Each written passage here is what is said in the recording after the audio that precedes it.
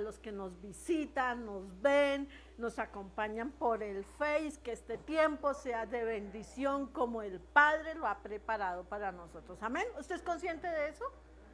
Que usted no vino aquí por nosotros, usted no vino ni siquiera aquí por usted. Vino porque fue la voluntad del Padre que lo trajo. Y si el Padre lo atrae a su presencia, es porque tiene que bendiciones. Y no solamente para ustedes o para mí, sino para quién más. Para nuestras generaciones, nuestras familias benditas son en Él. En la medida en que nosotros como puntas, como cabeza, como sacerdotes, como padres, como siervos, estemos siendo esos hijos que permanecemos con un corazón conforme al corazón de Él. Vamos a mirar esta mañana el Salmo 73. Es un salmo que, como todo, la palabra es muy apropiado para nosotros. Y como el Señor Jesucristo un día dijo, yo soy el pan de vida y el que come de este pan vivirá para siempre. Y el pan de vida es la palabra. Entonces de ella es que nosotros podemos, debemos y tenemos la seguridad de que tendremos el pan que para nuestra vida espiritual, sobre todo, es el sustento. Amén. ¿Ya la tienen? Salmo 73. Que el Espíritu de Dios nos dé la gracia y la sabiduría para inquirir en su palabra. El Salmo 73, antes de comenzar, nos presenta, nos deja ver una de esas tentaciones en las que David cayó, en las que David estuvo expuesto, ¿cierto? Pero este salmo nos va a enseñar tres cosas muy importantes. Lo fueron para David y lo son para nosotros y para todo ser humano. Y este salmo nos enseña así como David, nosotros tenemos tentaciones. ¿Usted ha tenido tentaciones? Sí, ¿verdad? Yo las he tenido, ¿sí? Todos tenemos tentaciones. Pero también nos enseña cómo venció la tentación. ¿No les parece importante eso? Porque todos no las tentaciones, pero cómo las vencemos. Y también nos enseña cómo sacó provecho, cómo se benefició de esa tentación. O sea, el paquete completo. Entonces, eso nos va a enseñar este salmo. Y lo vamos a leer, eso no lo vamos a leer de corrido, sino a medida que el Señor nos permita ir ministrando o reflexionando en él. Dice el Salmo 73 en el versículo 1, que es donde encontramos el fundamento de este salmo. O sea, la simiente, lo que más nos va a dar lo que necesitamos para aprender lo que el Señor quiere que aprendamos a través de esto. Dice, ciertamente es bueno Dios para con Israel, para los limpios de corazón. Entonces, si usted y yo no creemos, no sabemos, no entendemos, ¿sí? Que Dios es bueno, pero Él ahí dice que Él es bueno para con Israel y para con los limpios de corazón. Entonces, ese es nuestro fundamento. ¿Quién no conoce a ese Dios como ese Padre bueno, a ese hermano mayor, como ese hermano bueno, misericordioso, que dio su vida por nosotros, y ese Espíritu Santo, que es el que nos abre brecha, el que nos permite conocer tanto al Padre como al Hijo? Amén. ¿Quién no sabe que Él es bueno? Y ahí cuando dice para con los limpios de corazón, si nosotros por la gracia de Él hemos entendido que Él llega a nuestra vida con un propósito, y es de redimirnos, de perdonarnos, pero también de limpiarnos y santificarnos y de prepararnos para una vida con Él, entonces estamos perdiendo la oportunidad de disfrutar todo lo que este salmo nos va a enseñar. Necesitamos tener claro qué es lo que el Señor tiene y quiere para con nosotros y qué es lo que nosotros necesitamos, ¿cierto? Pero del versículo 2 en adelante dice, versículo 2, en cuanto a mí, casi se deslizaron mis pies, por poco resbalaron mis pasos. O sea, David aquí nos deja ver la tentación, ¿cierto? Nos presenta lo que es la tentación. Y ¿Cómo fue que David, o sea, en dónde estuvo la tentación para con David? Entonces, miremos, pongamos atención, porque así como David, ¿cierto? Nosotros somos humanos y también tenemos y estamos expuestos a esa misma y a muchas otras tentaciones que el enemigo constantemente está colocando frente a nosotros, ¿cierto? Y aquí, ¿cuál fue la tentación que él colocó? Veámoslo del versículo 3 en adelante. Dice, porque tuve envidia de los arrogantes, viendo la prosperidad de los impíos, porque no tienen congojas con su muerte, pues su vigor está entero. No pasan trabajos como los otros mortales, dice, no, ni son azotados como los demás hombres. Por tanto, la soberbia los corona, se cubren de vestido de violencia, los ojos les saltan de gordura, logran con creces los antojos de su corazón. Dice, se mofan y hablan con maldad de hacer violencia, hablan con altanería, ponen en su boca contra el cielo, tremendo esto, ponen su boca contra el cielo y su lengua pasea la tierra. ¿No ve usted ahí el gráfico de la sociedad, de los poderosos, de los gobernantes, de los adinerados, ahí reflejados en esta descripción? Vaya, hábleles de la humildad de reconocer que son pecadores y que la paga del pecado es muerte. Esos se sacuden, se ponen como erizos, no les gusta cuando se toca el lado humilde del ser humano, no les gusta porque están llenos de todo esto que la palabra nos describe aquí, ¿cierto? Y eso fue lo que tentó a David. ¿Qué fue lo que tentó a David? ¿Hacer como ellos? No.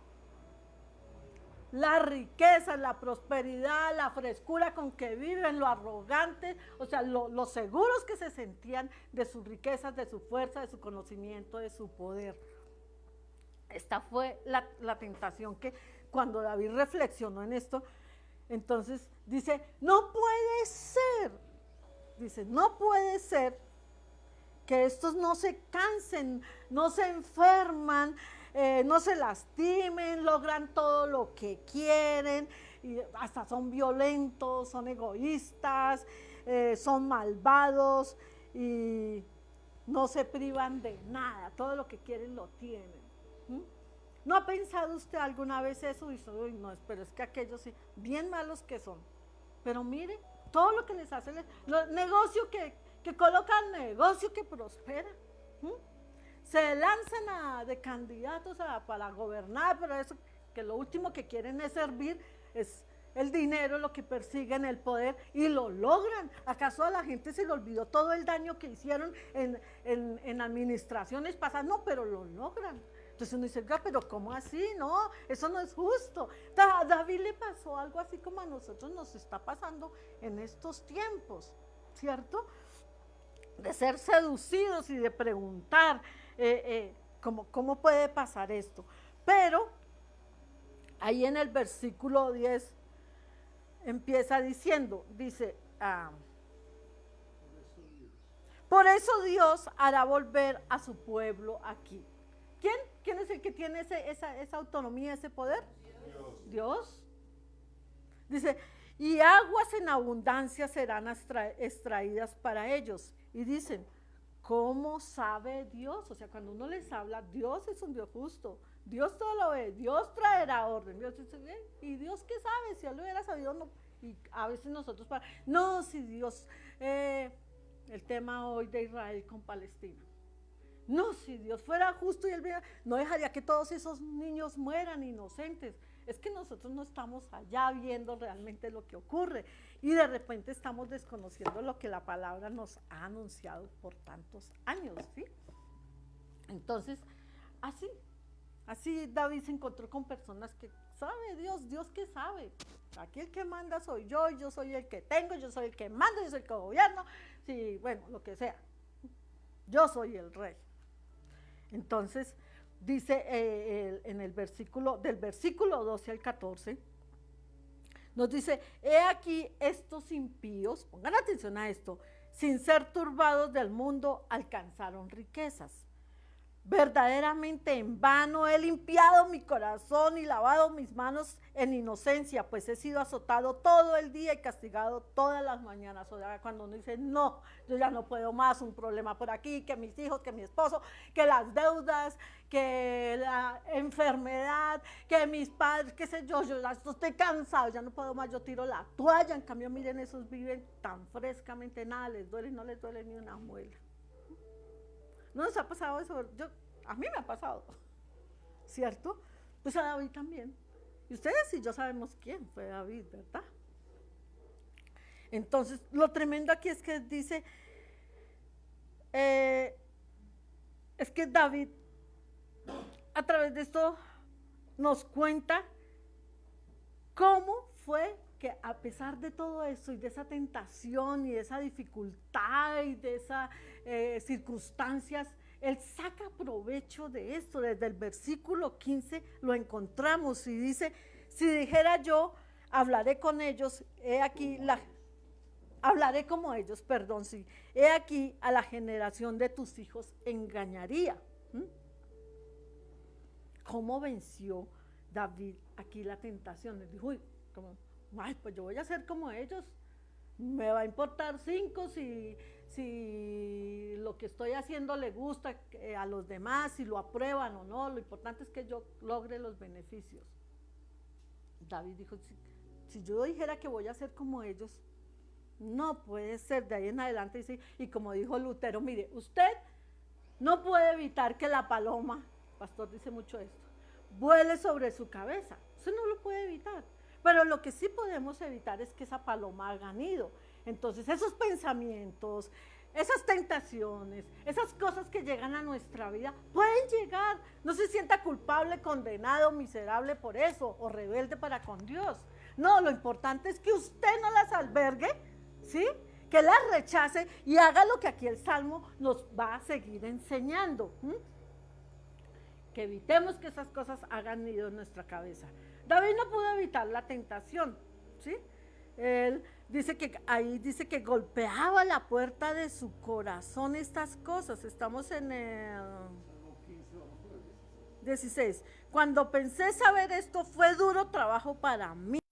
¿Por qué? O sea, usted no ha batallado con esos pensamientos que usted y yo mismo sabemos que no le agradan a Dios, pero uy, como quisiera, sobre todo cuando alguien nos hace algo, cuando nos hacen daño, cuando son infieles, cuando son ingratos con uno, cuando son injustos, uy, como quisiera hacer justicia, ¿verdad? Ahí están los pensamientos. David los tuvo, ¿cierto?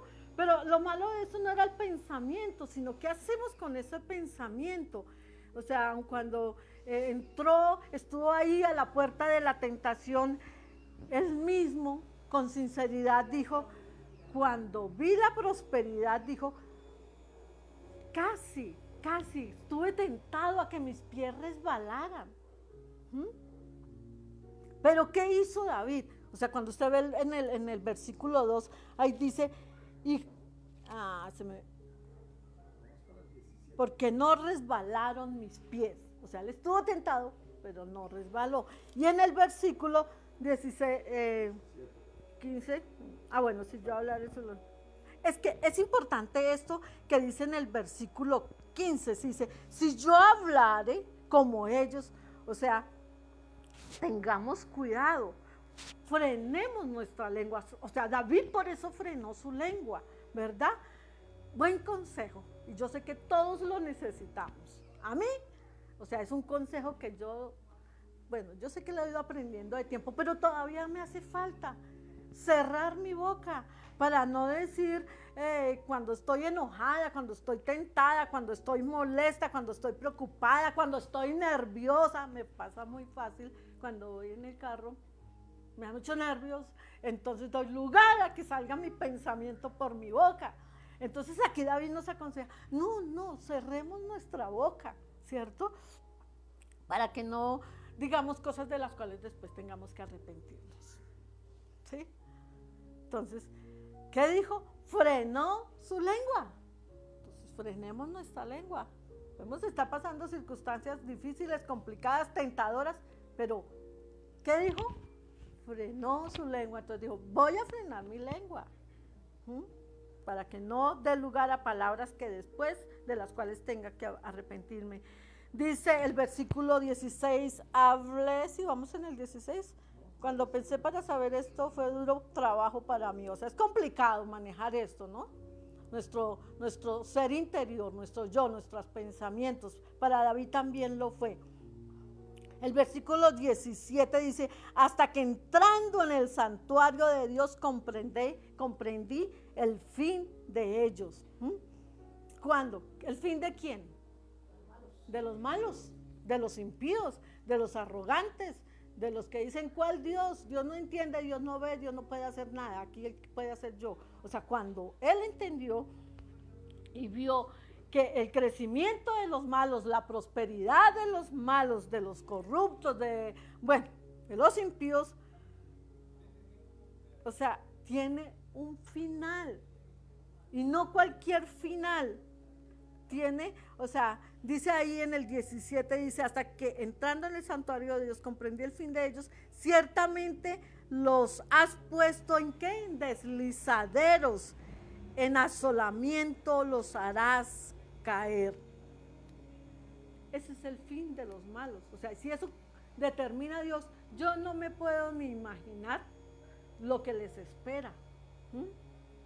Ya, ¿cómo voy a yo a comparar lo que Dios me promete a mí a lo que tiene para con los soberbios y los arrogantes y los rebeldes para con Él? Entonces, entender esto me ayuda a sobrellevar lo que yo esté viviendo, ¿cierto? Que nosotros, y la única manera de lograrlo es cuando entramos al santuario de Dios, cuando estamos en su presencia, cuando en su presencia recibimos su abrazo, su consejo, su consuelo, su dirección, su compañía. Y yo creo que eso es lo que le falta a la mayoría de la iglesia. ¿Sí? Activar esa disciplina que necesitamos de comunión con el Padre.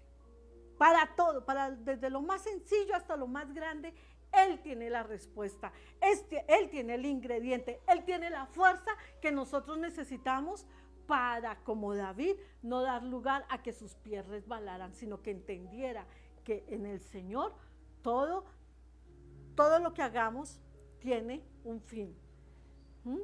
Tiene una consecuencia, más para hablarlo más claro. Pero eso solamente lo entendemos cuando entramos en el santuario del Señor, así como David. Dice, ciertamente los aspados, 19, cómo han sido asolados de repente, perecieron, se consumieron de terrores, como sueño del que despierta. Así, Señor, cuando despertares, menospreciarás su apariencia. O sea, ustedes se imaginan cómo es el menosprecio de Dios para una persona. O sea, de pronto ahorita diga, pero ¿cuál menosprecio? No, es que llega un día.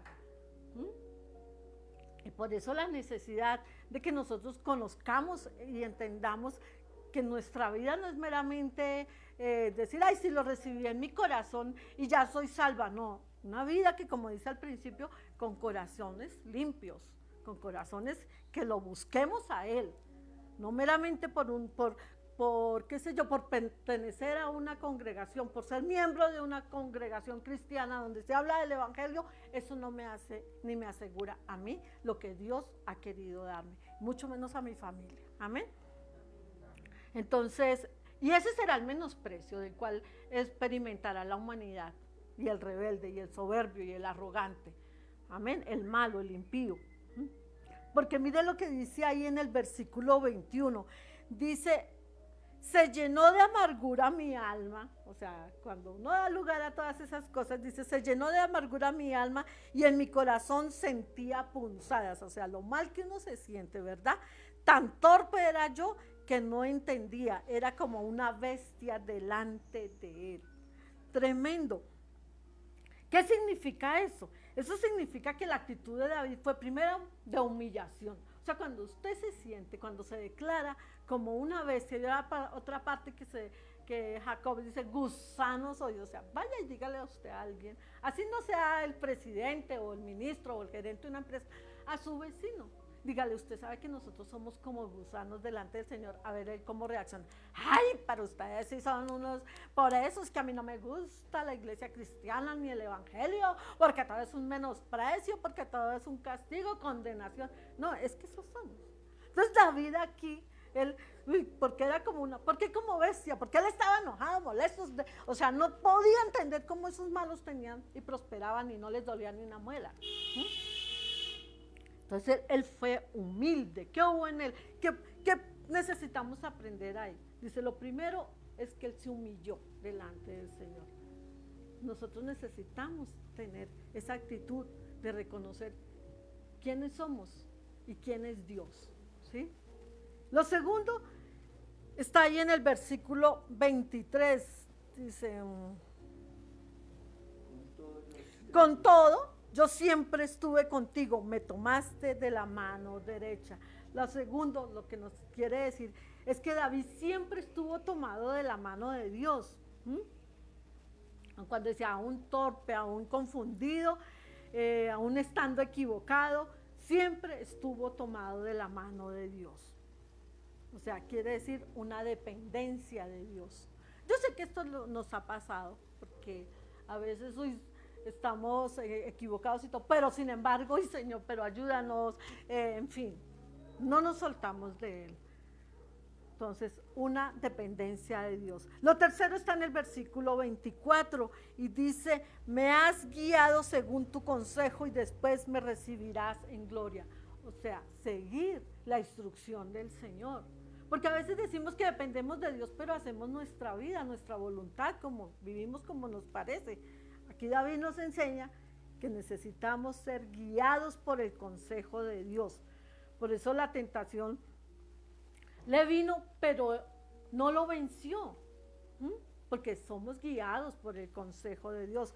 Por eso terminó venciendo la tentación y por eso terminó sacando provecho de la tentación. Y lo cuarto que hizo David en el versículo 25, ¿a quién tengo yo en los cielos sino a ti? Y fuera de ti nada deseo en la tierra. Es que David profundizó en el conocimiento de Dios. Y eso es lo que necesitamos nosotros. No conformarnos con la palabra, o sea, la leche no adulterada, esa de los bebés. No, nosotros necesitamos crecer todos los días, cada día, en conocer al Señor. Y eso solamente lo logramos con nuestra comunión. Versículo 26 dice, mi carne y mi corazón desfallecen, mas la roca de mi corazón y mi porción es Dios para siempre. Es que lo llevó a profundizar en el conocimiento de Dios, el conocimiento que cada uno de nosotros tengamos de Dios. Y el versículo 26 nos enseña que lo único seguro es Dios. Yo estoy segura que quienes estamos aquí, y espero que quienes nos ven por el Face, ya hayan comprobado eso. Lo único seguro que tenemos es a Dios. El versículo 27 dice, porque he aquí los que se alejan de ti perecerán. Tú destruirás a todo aquel que de ti se aparta. Esto es para la iglesia. Para aquellos que un día el Señor se reveló a su vida, de pronto caminaron unos pasitos con Él y después se volvieron atrás. Y aquí dice, entonces nos enseña que separarnos de Dios, el alejarnos de Dios es ¿qué? Muerte. Porque Dios es vida. Y si no nos acercamos a Él, entonces o es vida o es muerte. El versículo 28, para cerrar, dice, pero en cuanto a mí, el acercarme a Dios es el bien. He puesto en Jehová el Señor mi esperanza para contar todas sus obras. Nos enseña que unidos a Dios, nosotros tenemos vida. Por eso, cuando Él dice, yo he puesto en Jehová el Señor mi esperanza, Y esa esperanza es la que Él dice para contar todas tus obras, es la esperanza que usted y yo, que la iglesia necesitamos utilizar para darles a los que todavía no tienen esa esperanza, enseñarles y hablarles de esa esperanza que el Señor por gracia nos ha regalado, ¿sí? Porque, bueno, si no vivimos en esa esperanza, entonces, ¿qué esperamos nosotros como cristianos?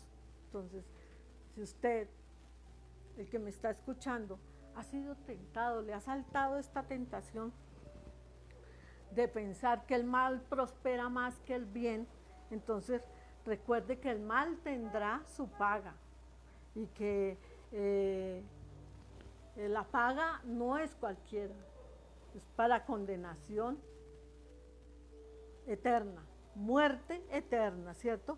Mientras nosotros aprendemos y cada día lo fortalecemos más, nuestra relación con Él, aprendemos a humillarnos en la presencia de Él, entonces podemos estar seguros, confiemos en que Dios nos da la fuerza para vencer todo lo que quiera venir a tentarnos, a desviarnos, a confundirnos, a llegar a abrir nuestra boca neciamente para cuestionar a Dios, y mucho menos que eso sea lo que le mostremos a aquellos para quienes esta esperanza todavía no está en su corazón. Entonces, que pensamos esa tentación, que el acercarnos más a Dios va a traer a nosotros más vida y sobre todo calidad de vida, ¿sí? Porque si hay sí, vida eterna, no, en este plano natural hemos comprado que tenemos mejor calidad de vida que apartados de Él, ¿cierto? Pero sobre todo, vida para mañana, para cuando Él regrese, es cantidad de vida, porque es una vida eterna, es una vida de salvación para estar siempre junto a Él. Entonces, ¿cómo les parece esto? ¿Amén? ¿Qué quiere hacer usted? ¿Seguir mirando al malo, al impío y cómo prospera? ¿O encontrar y aprender que en el Señor nosotros tenemos esa otra esperanza, ¿cierto? Entonces, oremos y démosle gracias al Señor, porque, Señor, nos muestras a través de este salmo, de esta palabra con claridad, Señor, cuál es el fin de los malos, de los que se separan de ti, Señor, pero al mismo tiempo, cuál es el fin de los que vivimos en unidad contigo, Padre. Ayúdanos, Señor Dios, a no dejarnos vencer por las tentaciones, la que quiera que sea, Señor, a no mirar, Señor, la prosperidad del malo, Papito Dios, sino que aprendamos a humillarnos delante de ti, a mantenernos firmes y fieles, Señor, a hacer tu voluntad, a vivir unidos a tu palabra y a ti, Padre precioso, y de esa manera, Señor, prepararnos para la eternidad. Padre, todo lo que te pedimos, Padre, te lo pedimos en el nombre de tu Hijo Jesucristo y con la ayuda y la presencia del Espíritu Santo. Gracias te damos, Señor Jesús. Amén y amén. Amén, que el Señor continúe bendiciendo sus vidas con el pan que Él trae para nosotros.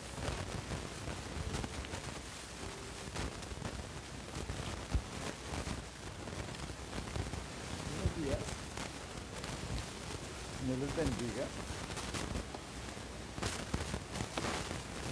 Quiero invitarle que reflexionemos en lo que el Señor ha querido hablarnos.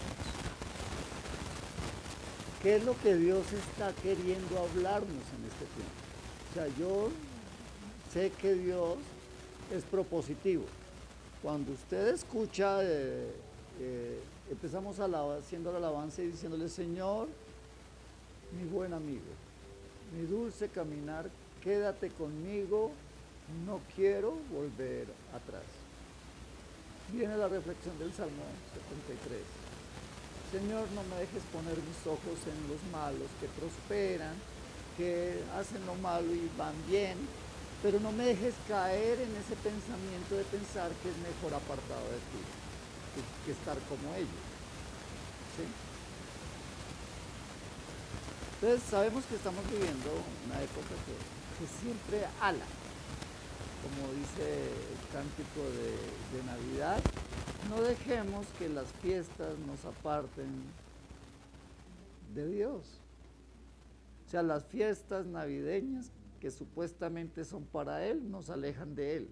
Eso no tiene sentido. Y es que estos tiempos tienden a hacer eso. Nos llevan a apartarnos de quien se supone debemos de acercarnos.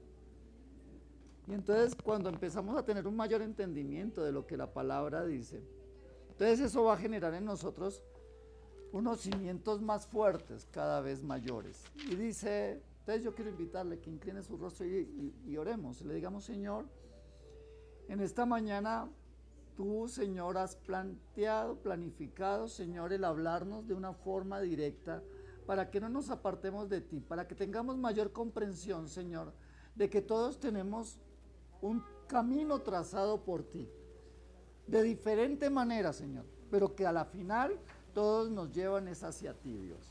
Por favor, ayúdanos a comprenderlo y a cumplir el cometido que nos tocó, Señor, en este mundo. Independientemente, Señor, sabemos que si lo comprendemos, lo viviremos y lo viviremos placenteramente, con gozo, con alegría. ¿Por qué? Porque tú estarás con nosotros. Y si tú estás con nosotros, ¿quién o qué contra nosotros, Dios? Por favor, glorifícate y ayúdanos a que a la luz de tu palabra podamos comprenderlo, aceptarlo y vivirlo. Mira que te lo pedimos en Cristo Jesús. Amén. Y amén. Cielo, prendes el ventilador. Ya empezó a hacer calorcito. Dice así.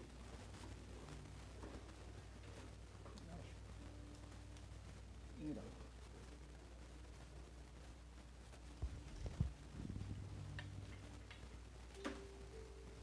Tienes que conectar eso. Dice así.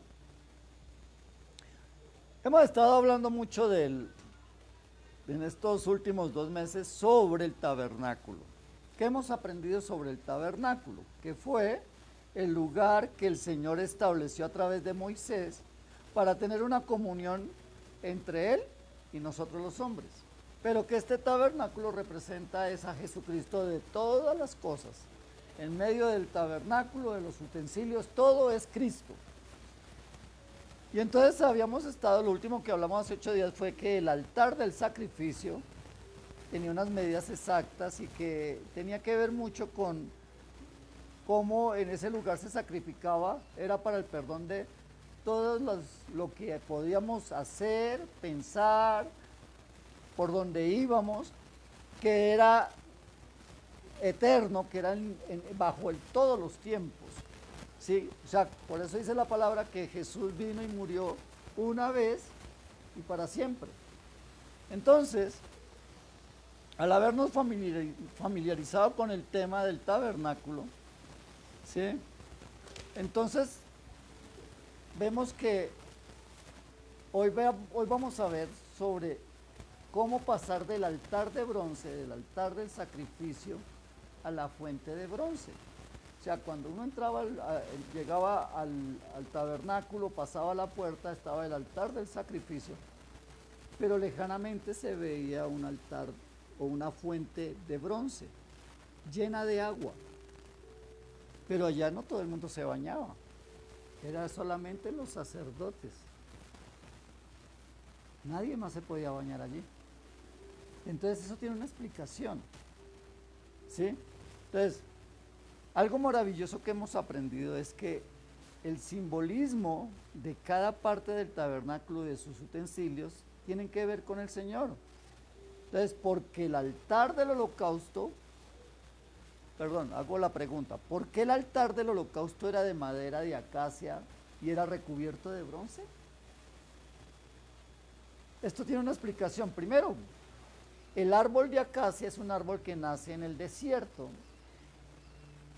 y es resistente a todas las inclemencias del tiempo desértico. ¿Ustedes saben lo que es que nazca y crezca un árbol en la mitad del desierto con unas temperaturas tan altas?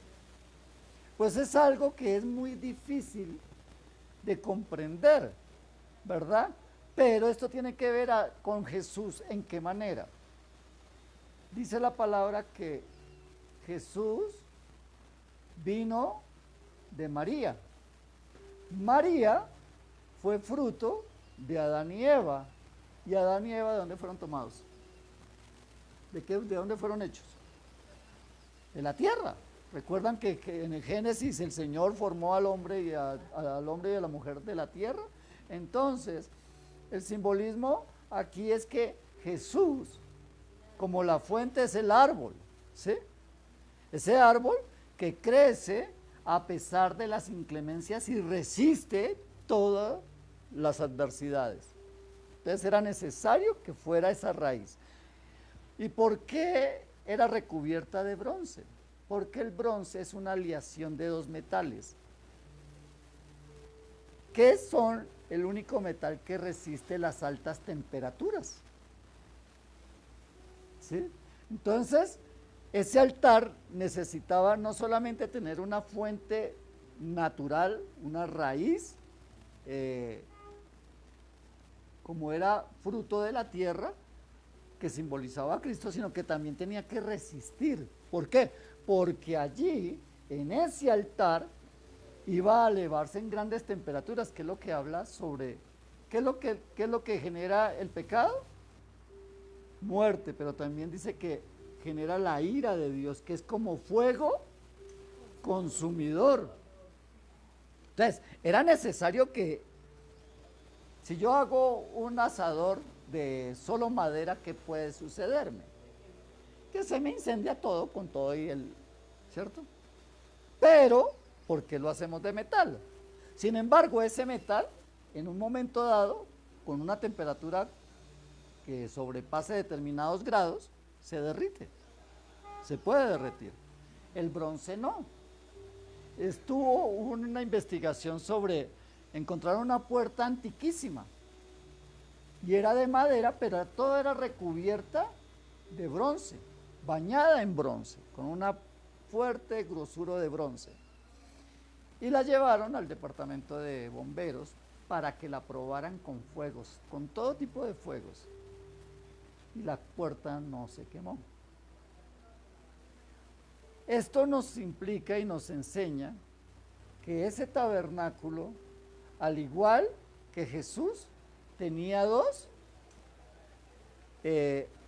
aleaciones, ¿sí?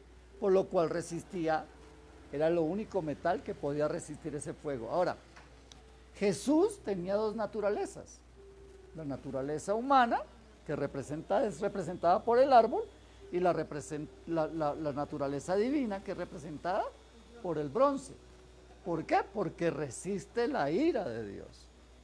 Por eso nadie podía hacer un sacrificio que fuera y que justificara a la humanidad. No lo podía ver. ¿Sí? Entonces, cuando miramos, vemos que ni los hombres, ni los animales, ni siquiera los ángeles podían presentarse delante de Dios para pagar ese precio. No podían. Solamente Cristo, el que tenía esas dos condiciones, la natural y la divina. Entonces miremos ahí cómo está plasmado el mismo Cristo. Ahora,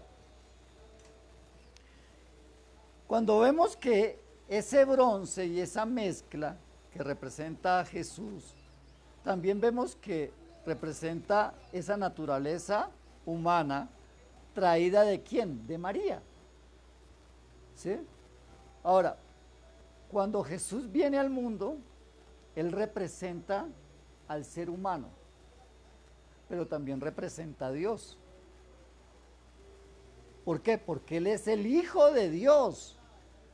No es solamente una representación, Él es Dios en esencia, que se hizo hombre para que la humanidad pudiese comprenderlo y pudiese entender lo que Él traía. Por eso, miremos lo que dice Isaías 53:2. Queremos tener una base bíblica de lo que les estoy diciendo. Isaías 53:2. ¿Qué nos dice?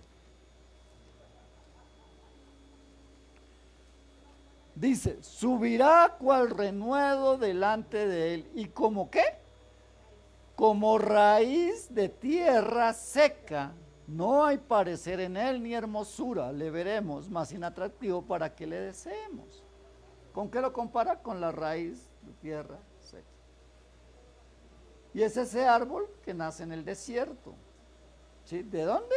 Es solamente la gracia de Dios que crezca algo ahí. Eso es como cuando uno ve los cactus.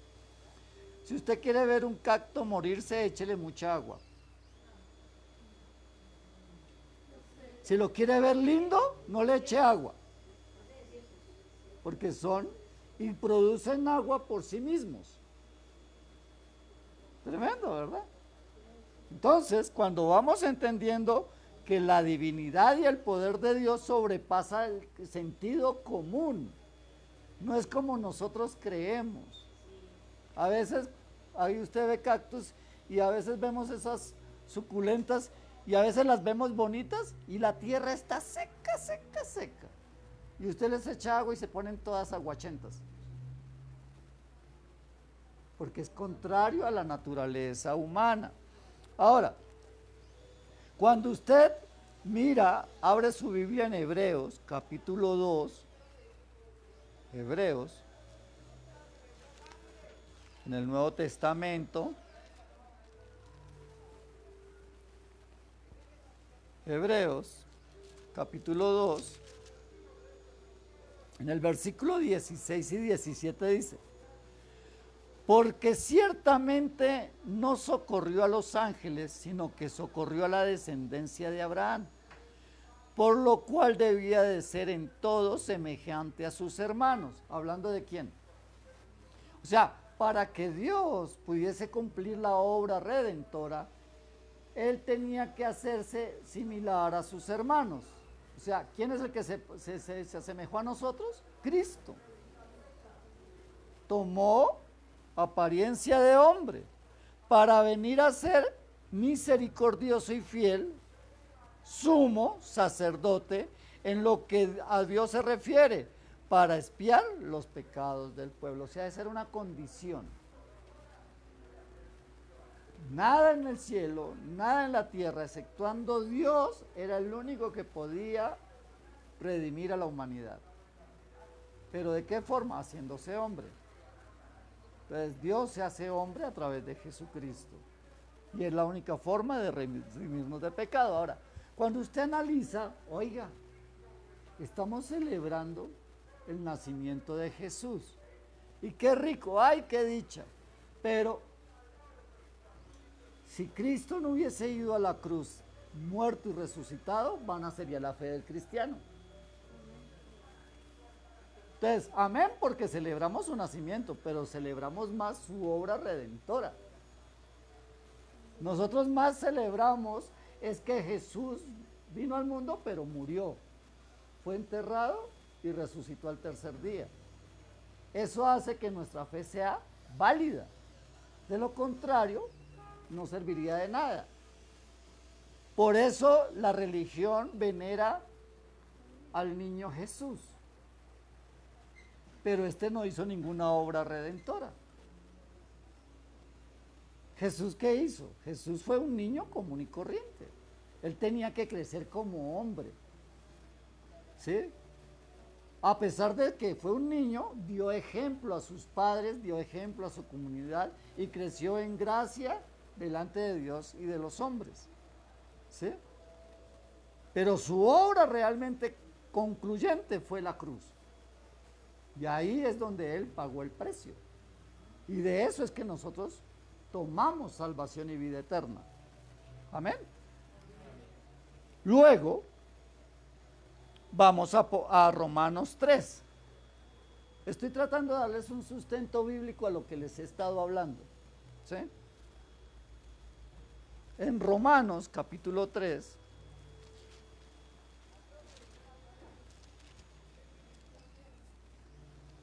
en el versículo 21 al 25, dice así: pero ahora, aparte de la ley, se ha manifestado la justicia de Dios, testificada por la ley y por los profetas. La justicia de Dios por medio de la fe en Jesucristo. ¿La justicia de Dios por medio de quién? De la fe en Jesucristo. O sea, cuando tú quitas a Jesucristo de la ecuación, tu fe es nula. Tú puedes decir, yo creo en Dios, pero no creo en Cristo, nula es tu fe. Porque sin redención no hay perdón de pecados. ¿Sí? Entonces, dice además, vamos en el 23, por cuanto todos pecaron y están destituidos de la gloria de Dios, siendo justificados gratuitamente por su gracia mediante la redención que es en Cristo Jesús, a quien Dios puso como propiciación por medio de la fe en su sangre, para manifestar su justicia a causa de haber pasado por alto en su paciencia los pecados pasados. Amén. Entonces, aquí que estamos viendo que la obra que nos representa el altar de bronce y la fuente de bronce tienen que ver solamente con Jesús, que bien fue el único que lo pudo hacer. Amén. Hasta ahí vamos bien. Entonces, algo que la iglesia está pasando por alto es que cuando Cristo nos redimió, cambió nuestra condición de simples pecadores, redimidos, a sacerdotes. Esto la iglesia no lo ha entendido todavía. ¿Qué sucede? Yo puedo ser un pecador redimido, ¿sí? Pero no aceptar el sacerdocio.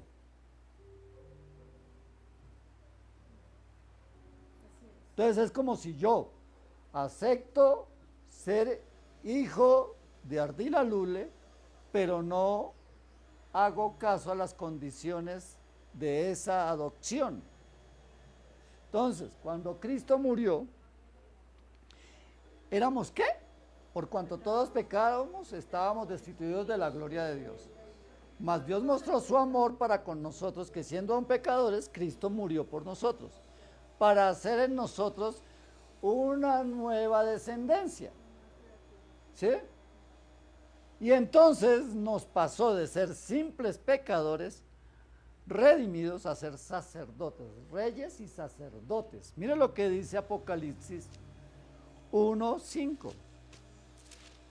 ¿Y por qué es tan importante esto, mis amados? Ya les voy a decir. Apocalipsis 1:5 y 6 dice así: y Jesucristo, el testigo fiel, el primogénito de los muertos. ¿Por qué es el primogénito de los muertos?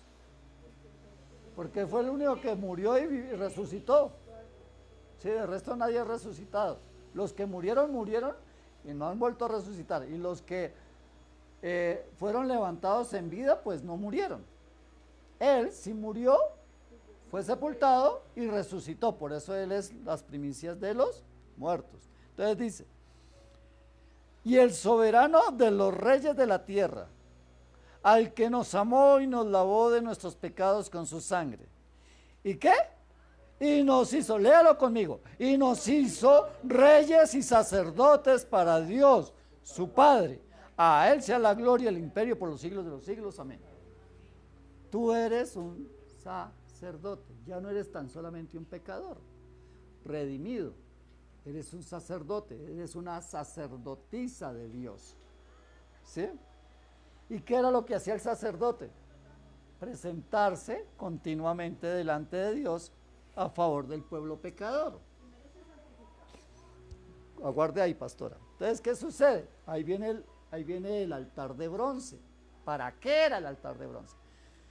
Recordemos que cuando el Señor instituyó el altar de bronce, decía era que nadie podía entrar al lugar de la presencia de Dios, en el lugar santísimo, sino solamente el sacerdote, una vez por año. Entonces tenía que ir a purificarse todos los días en esas aguas. ¿Cuándo? Todos los días. Entonces, ¿cuál es el cuento que nos han vendido? Usted se ha escuchado por ahí que que una vez salvo, salvo para siempre. Esa es una doctrina mal interpretada. ¿Sí? ¿Por qué? Porque si bien es cierto, cuando yo recibo a Cristo en mi corazón, yo recibo la salvación y la vida eterna. Y esta no, el Señor ni me la está quitando cada rato, no. Entonces, ¿soy salvo una vez? Sí. ¿Para siempre? Sí. Pero aquí viene lo que es el concepto de ser salvo, nos lo representa el altar del holocausto o el altar de bronce, que nos dice que cuando uno miraba el altar de bronce o el altar del holocausto, nos decía, usted es un pecador y está destituido de la gloria de Dios. Punto. Pero Cristo en la cruz lo redimió de la maldición y de la muerte al morir y ser sepultado y resucitado al tercer día. Como dice Gálatas 3:13 y Juan 1:12 y Juan 3:16. ¿Qué dice Gálatas 3:13? Miremos. Verifiquemos a ver qué es lo que nos dice. Gálatas capítulo 3:13. Dice, Cristo nos redimió de la maldición de la ley, hecho por nosotros maldición, porque está escrito, maldito todo aquel que es colgado en un madero. ¿Sí? Juan 3:16, ¿qué dice? Porque de tal manera amó Dios al mundo que ha dado su Hijo unigénito para que todo aquel que en él cree no se pierda más, tenga vida eterna. ¿Cierto? Entonces, eso es lo que representa el altar de bronce. Eso es lo que representa a Cristo. Cristo vino, pagó el precio por tus pecados. Pero en ese momento nos hace sacerdotes. ¿Qué significa? Que tenemos que ver que ir a la fuente de bronce nos viene a decir lo siguiente: usted es un hijo de Dios, ¿sí? Pero mientras usted viva en este mundo, se puede ver en debilidad por el pecado y empiezas a estar manchado y estás